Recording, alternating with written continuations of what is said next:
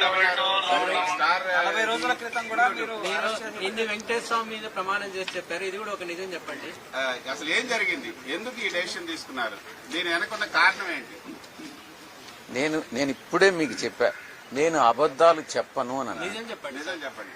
అంటే నేను ఇప్పటి వరకు అబద్ధం చెప్పానని అర్థం? నిజం చెప్పండి. అంటే ఇప్పటి వరకు అబద్ధం చెప్పానన్న ఏ ఛానల్ నుంచి? ఇదొకటి నిజం చెప్పండి. కారణాలు ఏంటి? అంటే ఇప్పటి వరకు అబద్ధాలు చెప్పాను, ఇదొక్కటి నిజం. వెనకాల ఉన్నటువంటి నిజమైన కారణాలు ఏంటి? పూర్తిగా వ్యక్తిగతం.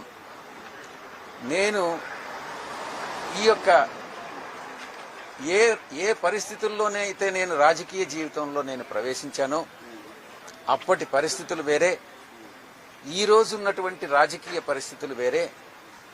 ఈ పరిస్థితుల్లో, ఇప్పుడున్నటువంటి రాజకీయ పరిస్థితుల్లో నేను ఒక రాజ్యసభ సభ్యుడిగా అటు రాష్ట్రానికి కానీ, ఒక పార్టీలో నేషనల్ జనరల్ సెక్రటరీగా పార్టీకి కానీ న్యాయం చేయలేను అన్నటువంటి ఒక ఆలోచన వచ్చి, నాకన్నా ఇంకా శక్తి సామర్థ్యాలు ఉన్నటువంటి వ్యక్తులు ఎవరైనా నా ప్లేస్లో రాజ్యసభకు గాని వస్తే రాష్ట్రానికి, రాష్ట్ర ప్రజలకు, దేశానికి ఉపయోగపడతారు అన్నటువంటి ఒకే ఒక కారణంతో నా యొక్క అశక్తత, నేను చెయ్యలేను, నేను న్యాయం చెయ్యలేను అనే ఒక నిర్ణయానికి వచ్చి నేను ఈ యొక్క రాజీనామాను సమర్పిస్తున్నానే తప్ప వ్యక్తిగత కారణాలని అందుకే నేను చెప్పాను.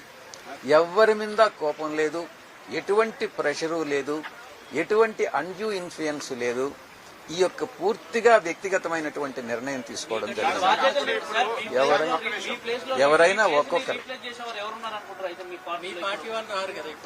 మా పార్టీకి ఇప్పుడు నేను ఇంకా కూడా రేపు రిజిగ్నేషన్ సబ్మిట్ చేసేంత వరకు కూడా వైఎస్ఆర్సీపీకి ఇంకా కూడా సభ్యుని రాజ్యసభకు మాత్రమే రాజీనామా చేశారు.